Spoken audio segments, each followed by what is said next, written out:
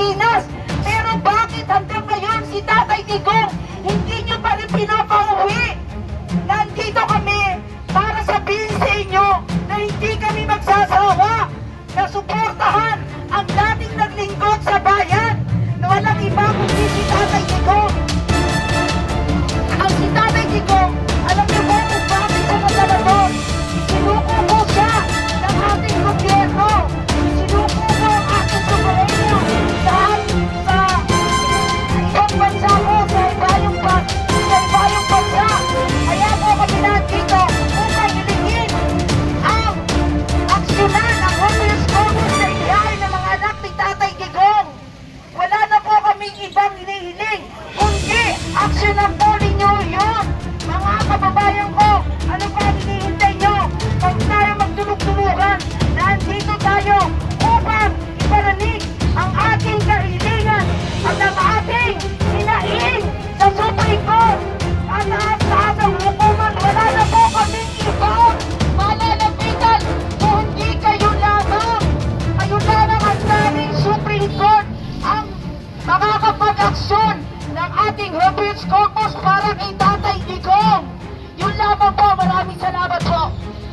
Pang nararamdaman nyo, sana lahat po tayo magkaisa dahil para ang pinaglalaban po natin ay para sa lahat.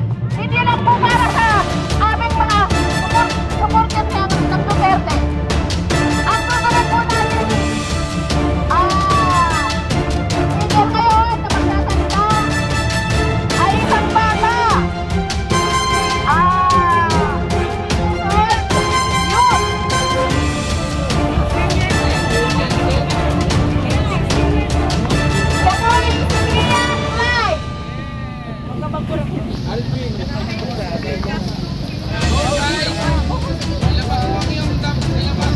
Mabuhay ang mga Pilipino! Mabuhay ang mga Pilipino na ninanakawan at pinapahirapan ng gobyerno! Mamatay ang mga na-corpid! We need to make sure they won't be able to steal! Why? Because what's being robbed by those motherfucking government? Okay, so we need a database where we see all incomings and outgoings of every centavos. We pay in tax. We not only have salary tax, we have value-added tax. So we're adding money to us. We are bakit? So you can go for Inohala? Are you serious? But we're asking sometimes all the people we work overtime and to receive cannot come from treasury. In the doctor, yes, it has to be right, it has to be given from the vendor themselves to merchant themselves. Hindi ba ito, doktor, ang mga resibo? Looking at the current leader and currently in position, nakakaputang ina.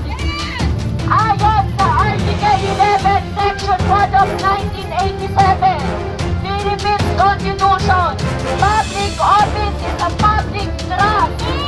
Tayong mga Pilipino pinagsisilbihan, hindi ninanakawan.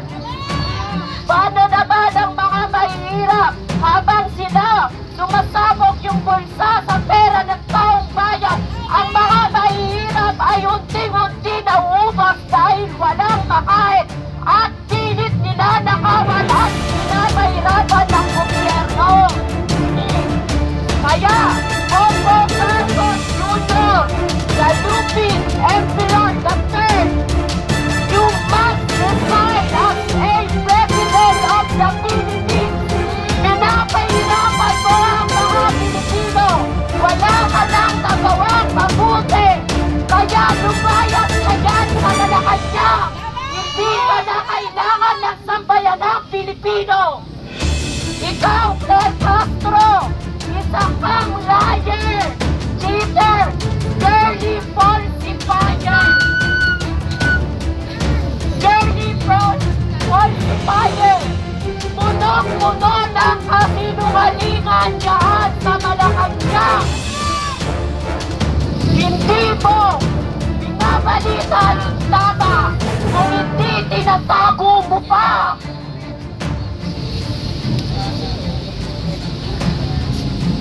Ikaw naman, Lisa Marcos!